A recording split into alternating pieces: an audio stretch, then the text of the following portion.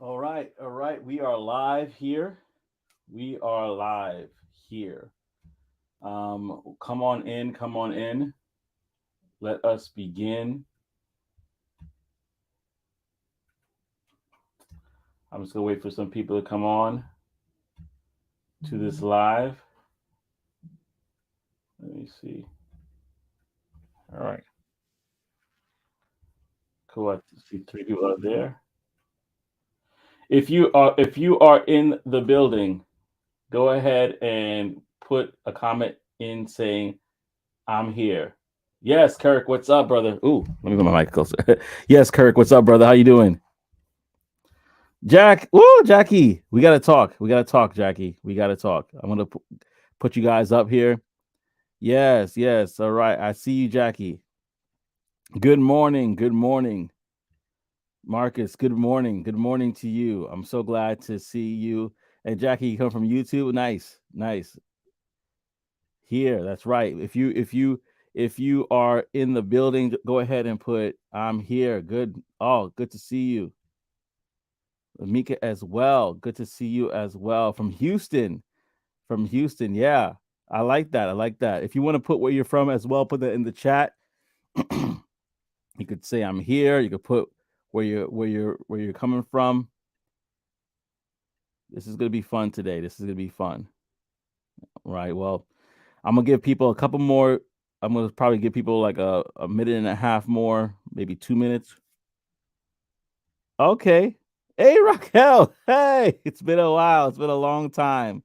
If for those that don't know, show Raquel some love on LinkedIn. She was I guess she was my supervisor. I don't it was she was we worked together, and so she was really cool. She was really cool people. Julius from Charlotte. All right, Charlotte in the house.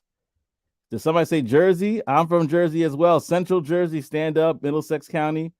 That's where I'm at right now. And GT from LinkedIn. Oh, what up, GT? Oh man, nice to see you, man. Thank you for supporting. You've always been a supporter. I really appreciate that. Colorado Springs, Colorado. Nice. We next to each other. Oh, go ahead. Let me know where you at. That's cool. Greensboro, North Carolina. Well, Thomasville, North Carolina. Now, that's cool. That's cool. North Jersey, stand up. North Jersey. Oh man, North Jersey, stand up. So, a couple more seconds, and we're gonna get going here. Great. So we're gonna start. So let me just say thank you to everybody who has decided to join this live here. I'm very glad to have you with us joining this live, whether you're on YouTube, whether you're on Instagram. I'm glad to talk about this particular subject and answer some questions. Marcus in Queens, New York. I'm actually from Brooklyn originally, so definitely familiar with that area. But yeah, I'm going to talk about a couple of things, right? And cool. Yes, right. Let's connect. If you're close to some people in the area, connect with them. And in regards to, as you were here last week, it's called, I call it a morning moment, right? You wake up in the morning and you have a moment. You're like, oh, this is a great thought. But this one was a little bit more, how I should say, this was actually came out of a conversation that I had with people that are following with me on my YouTube channel. I asked them what they wanted to see. And a lot of things that they wanted to see actually kind of tied into what I want to talk to about today, which is my first full month as an SDR. And I'm going to talk about my journey in more detail so that way you can kind of get an idea of what it is that you might be looking forward to as an SDR stepping into tech sales and how it could really be beneficial to you. But first things first, right? You don't have to necessarily leave, but go open up another tab and go to my YouTube page at JM Smith Tech, or like, comment, and subscribe if you haven't done already. And the reason why I'm talking about subscribing specifically is because last time I checked, 70.8% of viewers have not subscribed, right? Good thing about that is what's 77.3 before. So we're making progress. Yes, we're making progress, family, and I appreciate that. But I want that number to go down even more. So go ahead, go to the YouTube channel at youtube.com/JM Smith Tech, and we're going to talk about how we can basically grow in tech, hear people's experiences. I'm going to talk about my experiences as well. And so I love for you to be there. But yeah, 1 month done as an SDR. And that's what we're going to talk about today. And so I'm so glad that are you are with me on this journey and that you'll be able to join me in this conversation. So with that being said, let me look at the comment section real quickly. Good morning, Frank. Yes, Frank, good morning to you. Yes, Jacqueline subscribed and she's in supports. That's awesome. Thank you so much. Yep, yeah, that's right. Appreciate it. Appreciate Javon. Thank you so much, man. And Javon, we're gonna actually have a conversation, y'all. I'm gonna give you just a heads up. Javon is gonna be coming on to the show, and we're gonna be talking about his experiences transitioning into tech. Good morning, all. Good morning. Good morning. Yeah. So with that being said, I'm gonna now go back to basically talk about 1 month done as an SDR. And let me kind of backtrack when I say 1 month done, because if you go to my LinkedIn, you're like, wait, it's more than 1 month. What do you mean? So from my interview, I basically started CourseCareers in the beginning of September, right? And if you know my story, full tenacity. My wife was due with our 6th child, and I was like, I got to get into tech to change the trajectory of where we're going, because I knew not only about the opportunities, the financial opportunities, right, but also the other opportunities that come as as being a part of this community.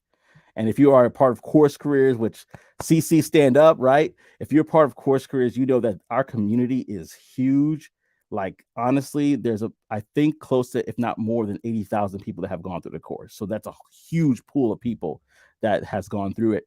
So I started the course in September, probably September 1st, or a little bit like August, September 1st. Actually, no, it was in September, the first week of September. I started somewhere there. I finished the course at September 30th. I remember that. And then I started applying for jobs, and I got a job offer from the company that I work with right now. And that job pretty much was, I signed an offer in October, like mid-October. Actually, it was past mid-October because my son was born October 18th. So it was a little bit past mid-October, but I signed the offer, and then my start date was all the way to the end of November, around November 28th. So that first month that you're basically there, you're doing training. So our training lasted 3 weeks, and it was a lot about product knowledge, learning the product, and I won't say my company's name, even though I can. You can go to my LinkedIn page to see that, but we offer a really great product that helps with patient intake. So imagine having the patient forms, all of that on your phone, demographic information. So when you check in, you're checking in days earlier. You don't have to wait in the waiting room to be seen by a doctor. And who knows, during COVID, that's a huge thing, that you're waiting in the waiting room. Who wants to wait in the waiting room during COVID? Nobody. So that was an amazing tool that they actually provided to practices for free during COVID. And so I thought that was a really cool product that we have. Anyway, so you're learning all that product knowledge. You're understanding how to use a tool, how to speak about the tool, how to speak about integrations that we have, and things of that nature with different PM and EMR systems. I'm not going to go too deep into that, because if you know, you know. If you don't, it's going to take some time. But anyway, the point of what I'm trying to say is that first, I didn't start actually doing work until like December 23rd. Before that, and I'm pleased to say that because of my transferable skills from other areas that I worked, I had a successful month. I met quota, and definitely want to acknowledge the people that are on my YouTube channel who had some really good questions that I'm going to definitely answer about my experience. But I'm going to talk about my 1 month first, and then I'm going to go into that. But before I do, I'm going to go back to the comment section, because you guys are so great. I want to make sure that I definitely point out some of the different comments that are here. Okay, great. Thank you so much. Congratulations on the first month. Thank you so much. Thank you so much, Frank, saying awesome as well. Jamara, yeah, thank you for congratulations. Yep, CC's alum right here.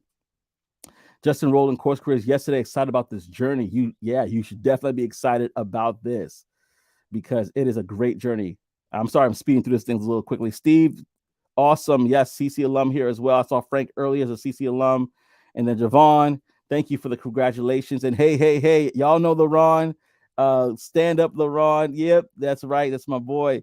we actually were on a panel with Tech Tribe, and man, this is it's really good to see how everybody has grown in their different spheres of influence. And so, yeah, basically, the way that the way that it's structured, I'm going to start first talking about quota. So the quota is in my company, and every company is different, but the quota for my particular company is you have to make 40 calls a day, send out 20 emails a day. That's the quota that you have to do. And you might say to yourself, 40 calls a day, that's nothing. True. But it's actually longer because we're having meaningful conversations and you're doing research on each particular person. You're going to LinkedIn. You're trying to find them through various other avenues of sales engagement platforms and things of that nature. You're trying to basically do enough research so that when you have the conversation that you're having with the BP, as we know in CC, buyer persona, right? This is a little review for those that haven't been a part of CourseCareers in a while, or those that are just joining. When you are able to research your buyer persona, see if they're the ideal customer profile, the ICP, the company, right? And then you're able to speak to their pain points, because you understand that these doctors' offices have a lot of things that they're dealing with in our case, right? That all takes time. Scrubbing the accounts takes time in Salesforce. All that takes time. And so what we do is we take time to scrub the accounts, and we take time to actually be able to reach out to these potential clients of ours.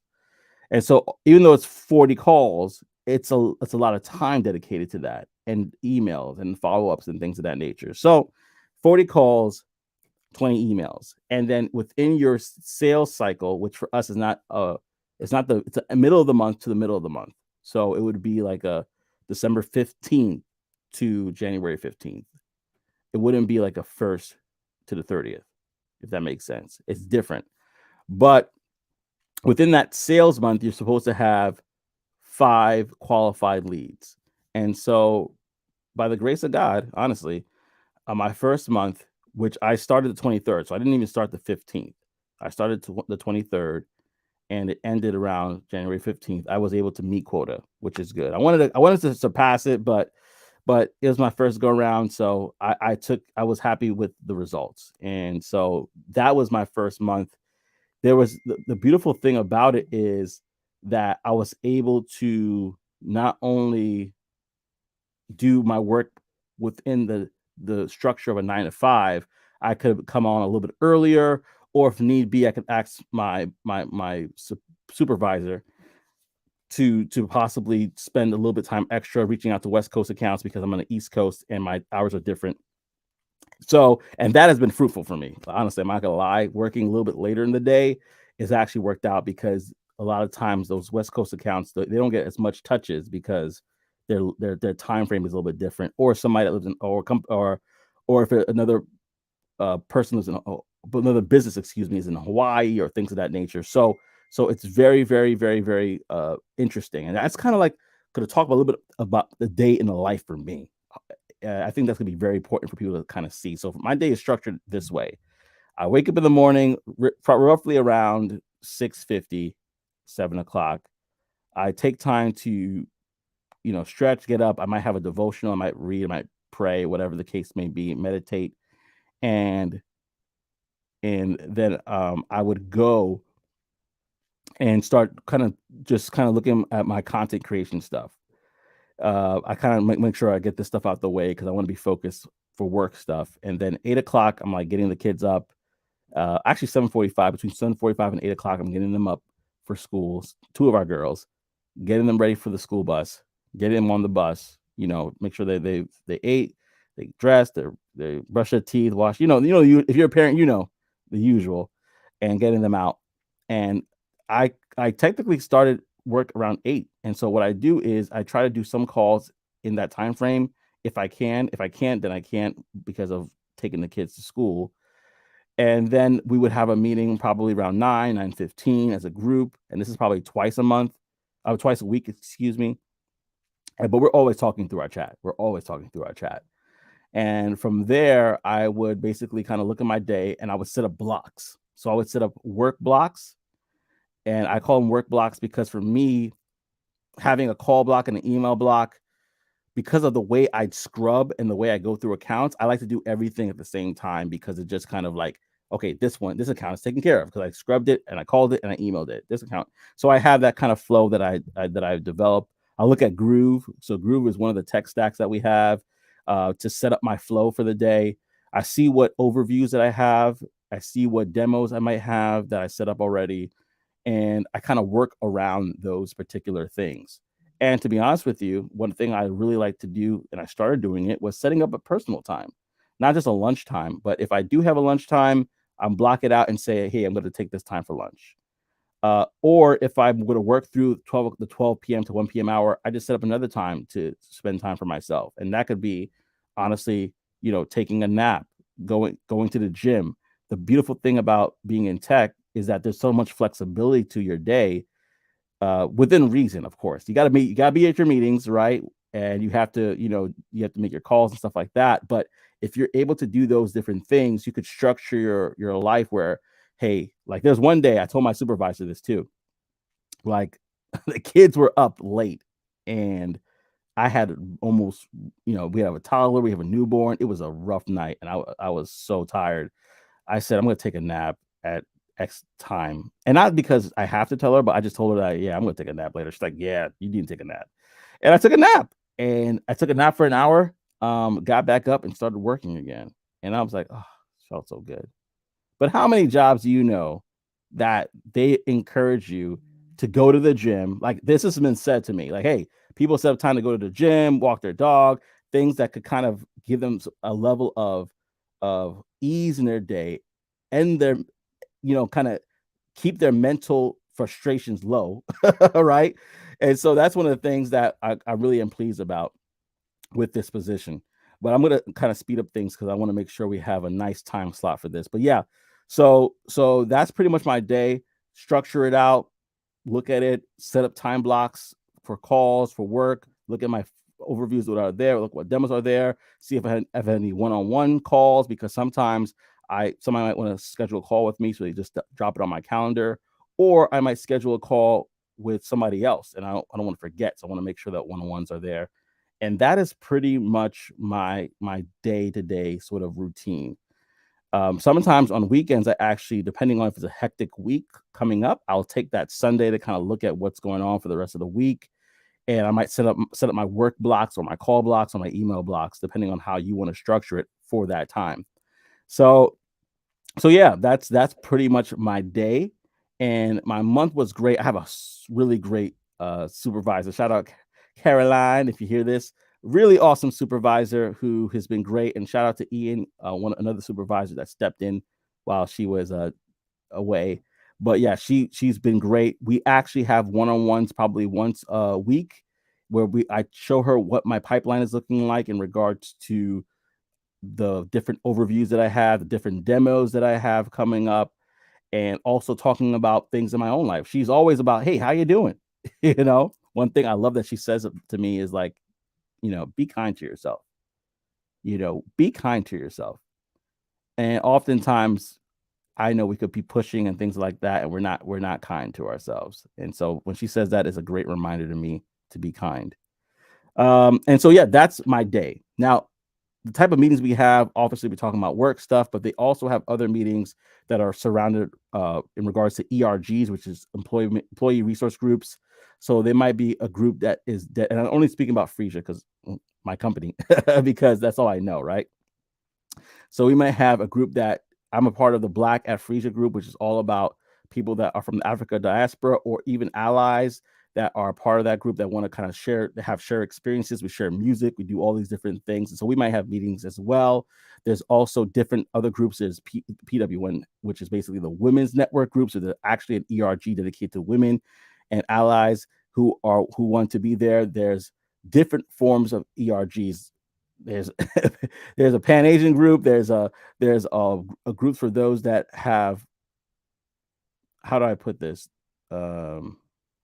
I'll say it like this: that have disabilities, right?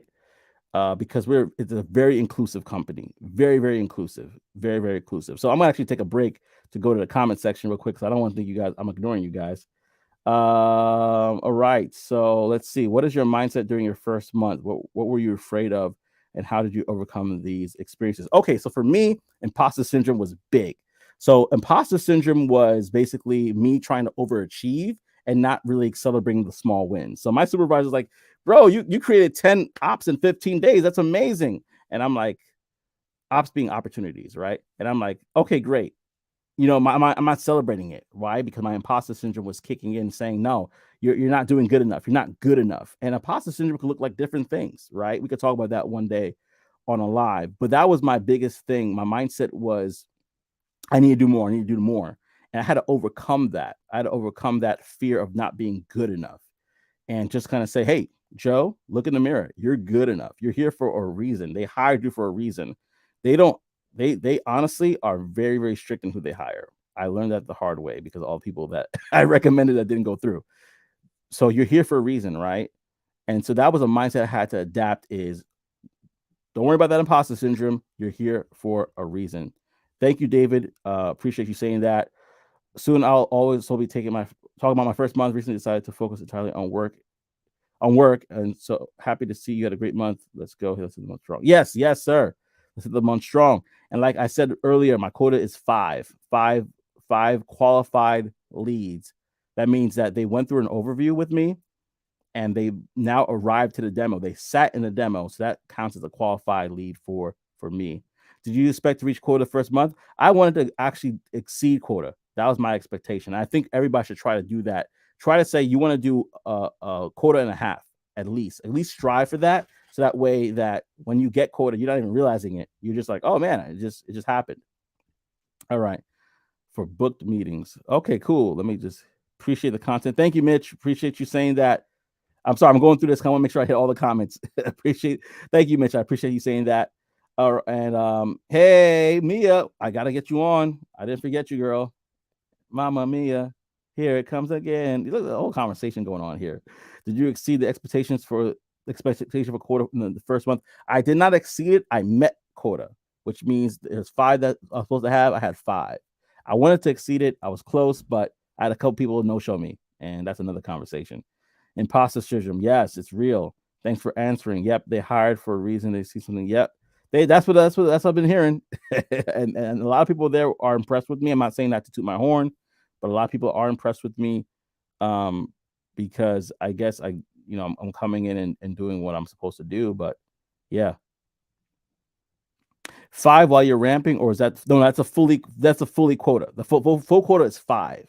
Now it sounds small. However, there are so many things that go into getting a person on the phone. Sometimes they have seen our product 1 or 2 times years ago, and if you know anything about technology, it changes rapidly. So when they so 5 is not as easy as I thought it would be too, but I got it. It's not easy. Yeah, so I see what you're talking about, ramping up. Yeah, this is the 5 is what they expect everybody to do as an SDR. So no, really good questions, and that leads me actually to, and I'm looking up here because I have some questions here from people that are on my channel on YouTube that I definitely want to respond to. I say that very strong. YouTube. But yeah, I have some people here that have questions, so I want to make sure I answer those questions for them. And I'm going to try to see if I could put it in the chat. How am I going to do this without messing up my lights? All of the lights. I lost my voice, but I'm trying to. Okay. All right. So this one is from somebody named Naturally Fit Mom. And I'm going to put it in here so that everybody could see it, because I think it's good for everybody to see. Long, but let's see if I can do this. Okay. She says, hi.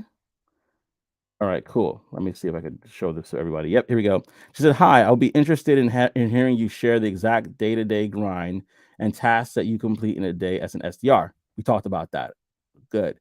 I hear a lot of CourseCareer grads share their excitement of the role, but maybe not go into detail that I've seen about what's expected of you day to day. Also hearing about financial side as well. Okay, so that's the thing I could talk about, is the financial side. So So I'm going to talk about a couple of things here. I covered everything about the task and the day to day, right? I covered that part already.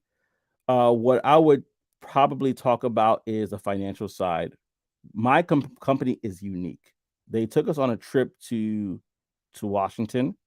We had a great time. It was a great team building experience. And one thing that the CEO said is that we do things hard here. And I know you probably listen to that, but like, dude, hard? What do you mean hard? I don't want to be in a company that does things hard. I want to be easy, right?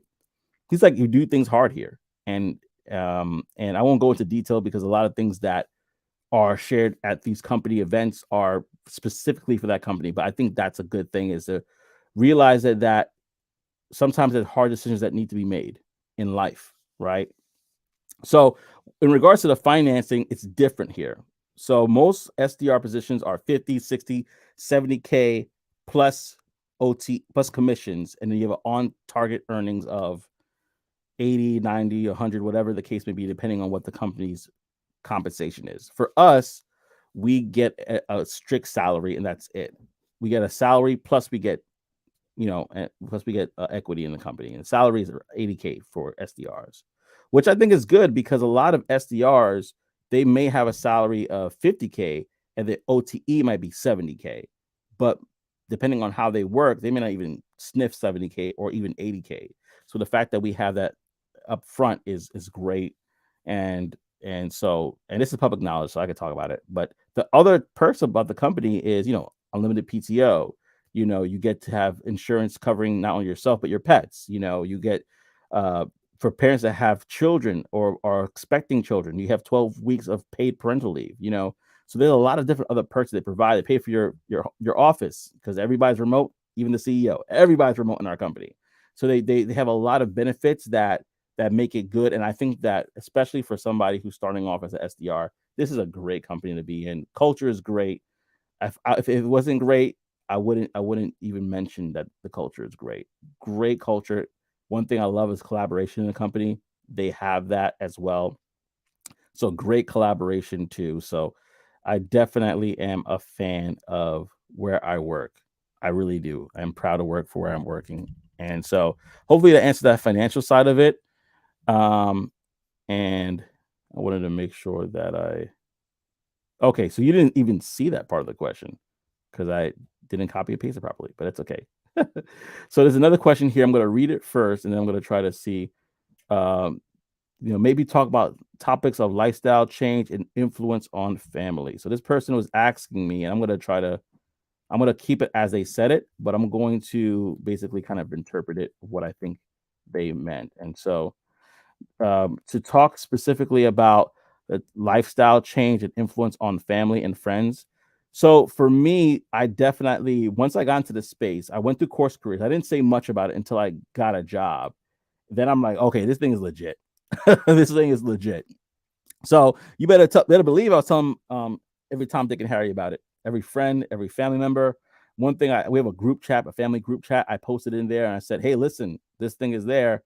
I think people might have thought I was trying to show off, because I did share my story, but it wasn't about me showing off, because my heart is for people to literally have their lives changed. That's my heart, to see that.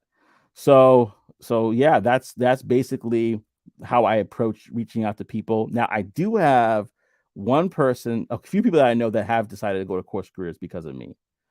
And then I had one person that actually went through the IT program, completed it, and landed a job. And he's going to be on my channel soon. I'm so excited to have that conversation with Rob to talk about it, because I knew him since college. So to see somebody actually come and change their life has been great.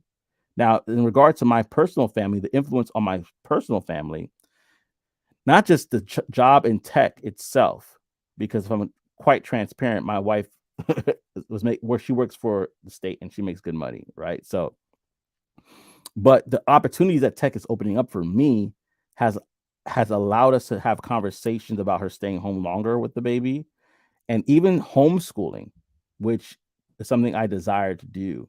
And so to actually see that kind of manifest itself, it's like, wow. It's like, wow, And by the way, LinkedIn, if you guys have questions, feel free to put the questions in the chat. I'm just responding to YouTube questions right now, But go ahead and put your questions in the chat. But that's how tech has influenced my family, is that I actually could have that conversation. But I couldn't have that conversation before. I'll be like, yeah, we both have to get this. Even though I wanted, my desire was for only me to be working and her to stay home, that really, oh, yay, not your fit. No problem. I'm glad to answer your question for sure. I'm glad to answer your question. And yeah. And and I think there are companies that do see the value. They definitely do. That's why they're hiring so much. But to answer your question about this specifically, that's how the shift has happened for my family specifically, is that we have different conversations now about staying home and things like that. So this other question here, I'm not going to put it, but it's from Ryan Gore about maybe a day in the life of SDR. I did respond to that as well. So I talked about my day in the life earlier, and a commission breakdown, pay structure example. It's hard for me to talk about commissions because my company does not give commissions. Again, it's a strict salary. They give you a higher salary, but there's no commissions, which is very unheard of in this industry. Like, if you mention that to anybody else, like, what? You don't get any commissions. But I do love the culture of this company, and so sometimes you have to say to yourself, okay, depending on where you are in life, what is the best fit for you? Do you want all your stuff up front, get taxed less, or do you want to have that commissions, but they're taking $6,000 out of that, depending how much you make, right? It's all about what works for you, and so that's what I would say. Now, I'm not saying for everybody in this call or who sees this to start applying to Frisia.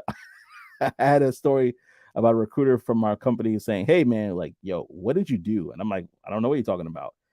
Everybody's applying to us right now for this SDR position. I mean, like, and they're mentioning your name, and I'm like, oh man, just talked about my experiences. That was it. I'm sorry. And they're like, no, it's cool. But it just took them by surprise. So I'm not saying to apply to my company. There's tons of companies out there, tons of great companies. I'm just saying this is what they do. Let me look at this real quickly. Does Frisia allow for you to work anywhere in the world, or must be within USA? That's a good question. That's a very good question. I know that we have employees in Canada. I know we have people that are in Hawaii. So for me, I think it's in the US because of particular things. US, Canada, I should say. It's in the North Americas. I think because of some particular things that I'm not privy to. However, the beautiful thing about our company is that if you are going to go on vacation for some period of time, or you are going to go on a situation, you could take your laptop, you could take your items with you, and you could work remotely. Technically, you could work remote. So for example, I know people that have moved every other year to a different state because they just love to travel. They have their RV and they're working. Let me go to this one. Hopefully there's a hard, do you live anywhere? Yeah, I would honestly, I would probably have to say, I might be wrong, but I think you only could really be in Canada, the North Americas, really, the North Americas. Hopefully that answers your question, but that's from my experience, that's why I think it is. Let me see here. If your goal is to become an AE in your company, are you not sure? If my goal is to be an AE in my company, I think yeah. If I want to grow, I want to go and grow. Here's another thing about my company. They're so product focused, and that's not a bad thing. They want you to really understand the product. So they don't promote you right away. It's going to take time. And I'm going to tell you about that. So I'm not to deter you, this is just to give you the real. This is just to pull the veil back. So with my company, you're going to be an SDR probably for 8-9 months, maybe, before you be considered for a promotion, which is called a senior SDR. And then there's a pay increase there, which is cool. And then from a senior SDR, you can become what's considered an ISR, which is the inside sales reps. Inside sales rep, they're the ones that basically take the whole sales cycle. They walk the buyer persona, the ICP, the BP really, from the beginning. They do the outreach, cold call, all that, which what an SDR would do, and they do what an AE does by having the demo, follow up, right? And they close a deal. So they do all that. And then probably 15 to 18 months later, really 18 months later, you probably be considered for an AE position, if you want to go that route, which is different from other companies. Other companies like, y'all been in for 6 months, AE, bam, stamp, right? Depending on how well you do, right? But it's different here. And it's because they really want you to understand this product and have the product knowledge, because it's not just about selling as much as it's about knowing and have an understanding and asking those real discovery calls. That's why I started the YouTube channel, was so I could ask really hard discovery questions. Not hard, I should say that. I'm really nice to my guests that I interview, but ask real deep questions that can really help people and understand their pain points. That's the most important thing. Let me go through this real quickly. I'm going to go back to the previous questions that I had on YouTube. Unlimited PTO. Yep, that's right. Absolutely. No, you're welcome, man. Sales engineer. That's true. So here. Should I say this? I might have to say this for something else. Yes. Let me answer this question. Yeah, I could become a sales engineer too. In my company, it basically be learning from inside the company, right? I would be able to kind of cross train. There's a mentorship program that they have in my company where you could kind of be mentored by somebody in a department that you're looking to get into, and that mentorship could lead to a sales engineer position. It's pretty technical in my company. So yeah. What is your opinion on a company that offers a salary of 30K with uncapped commissions? It depends on what you're selling. It depends on what you're selling, and if it's a product that can be used for multiple industries, I would still negotiate a higher base salary though. I would still be like, give me, get me at least a 45, possibly. If not that, at least X for a sign-on bonus or something, or equity, because you got that is a very low base. I would try to negotiate that for sure, but it really depends on the product that you're selling. It really does. I'm not sure if you already touched this or not. How many rounds of interviews did you have to go before hiring? I didn't talk about this. I didn't talk about in this one. I talked about it in another video that I have, but I'll say it again here. I went through, I call it 6. All right. But it was marketed as 4. So first interview, video interview. Second one was a phone screening with the recruiter manager. Third was an interview with a sales development manager. And another interview following that. So it was 2 back to back, which counts as quote unquote a third one, but I counted as 4. Then I had another day I had to do some work like an assignment, and that was one. And then I had another one with a director. So it was all those 4 interviews were done on 2 different days, but I really kind of treated it as like 6. And that's another thing I want to say. Bring your best self to every interview. Don't think that because you got good on 1, 2, 3, or even 4 that you're gonna be like, I got the job. No, bring yourself to every interview. Ren, she talks about how she landed a tech sales job in 7 days. Didn't even finish CourseCareers. Barely went through the first couple of modules, but because she was able to tell her story and she was transparent, and had the recruiter stop writing to listen to her story, that's how she got the job. Because in sales, you're telling stories. You're trying to draw them in. If this person could command my attention in an interview, they could command the attention of the prospect. Little nugget for you there. Watch the whole interview, because there's so much more nuggets in that interview with Ren. But yeah, great question. How is the culture within your company with the limited PTO work? What's usually the minimum? So yeah, it's really I would say it's with unlimited PTO. You don't want to abuse that, right? They would say, hey, you use that like you're going on vacation, or your family has an event here or something like that, or you need a mental health day. Yeah, use it like sparingly. You don't want to be like, yeah, I'm gonna take the entire summer off just because. And I mean, for one, you might not get that approved.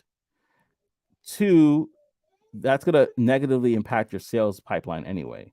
Your sales pipeline you need to have a sales pipeline that is going to basically be continually fed. Hold on one second, guys. Life is happening. Hold on one second.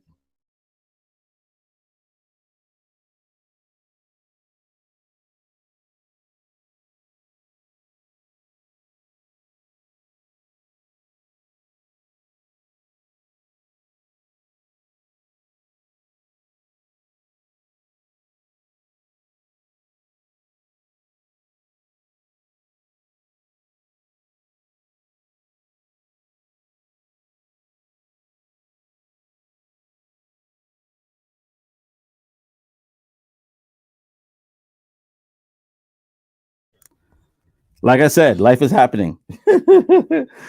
My son woke up from his nap, and well, not his nap, but he woke up, and so I have my co-star. He was my co-star last week, and he's my co-star this week, Asa, with me. And I just realized that my wife took the kids to dance, and this was my this is my wake up call. So we're gonna be wrapping up pretty soon. I definitely want to make sure that I get to a few things here. Great question, natural fit for 4 interviews. But yeah, answering that unlimited PTO question, you want to have rhyme and reason to it. Basically, that's what I'm trying to say. Yeah, don't abuse it. Don't use it. Don't abuse it. That's right. No worries. Parenting be like that. Yeah, thank you. It definitely does. So with that being said, I'm gonna wrap up a couple of things here. We're gonna talk some more about what to do on the company trips. Like if you want to find out more about that, subscribe to the YouTube channel. We're gonna talk a bit more about like company trips and stuff like that, the do's and the don'ts, right? Because I think that's important for us to kind of talk about. Let me see if there's any comments that I missed here. Okay, so I agree. Let me see one thing here. Okay, here's a question that I'm actually going to address because from this YouTube thing here. So you want to say hi to people? Say hi. Say hi, buddy. All right, let's switch this out here. So I'm going to share this question with everybody. And this was from Noble Stone on YouTube. Let me share it. Where is it actually? I don't see it. Okay, there we go.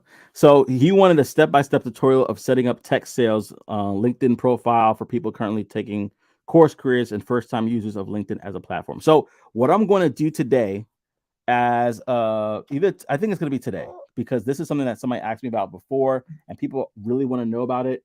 If you want to learn more about how to prepare or set up your LinkedIn account, here you go, buddy. I'm gonna give you my phone.